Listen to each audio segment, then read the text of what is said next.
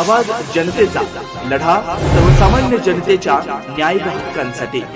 कोपरगाव तालुक्यातील जागृत देवस्थान म्हणून ओळख असलेल्या चांदे कसारे येथील बालभैरवनाथ आणि माता जोगेश्वरी यात्रेचा उत्सव मोठ्या उत्साहात संपन्न झाला।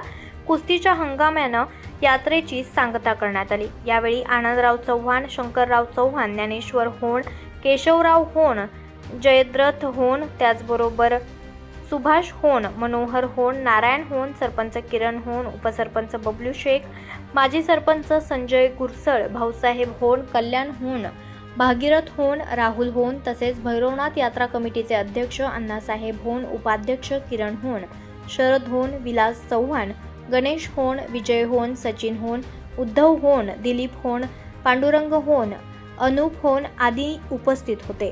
भैरवनाथ देवस्थानचे अध्यक्ष विलास होण, खजिनदार राजेंद्र होण, सचिव रवींद्र होण, अभिजित झगडे, संजय गुजर, निलेश होण, सुरेश चव्हाण, वरुण होण, अजित होण, जालिंदर होण आदींनी यात्रेच्या नियोजनात मोलाची भूमिका बजावली।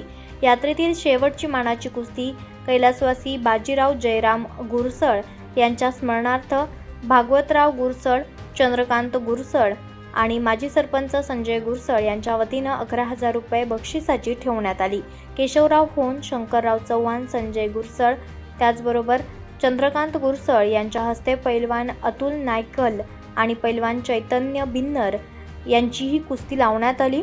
सुमारे 5 मिनिटं रंगलेल्या या चुरशीच्या कुस्तीनं प्रेक्षकांची मनं जिंकलीत। अखेर ही लढत बरोबरीत सोडण्यात आली असून बक्षिसाची ही रक्कम दोन्ही पैलवानांना विभागून देण्यात आली आहे। यात्रोत्सवानिमित्त देवांच्या मुखवट्यांची मिरवणूक गावातून काढण्यात आली। मंदिर परिसरात आकर्षक विद्युत रोषणाईही करण्यात आली होती। आवाज जनतेसाठी लक्ष्मण जावळे, कोपरगाव।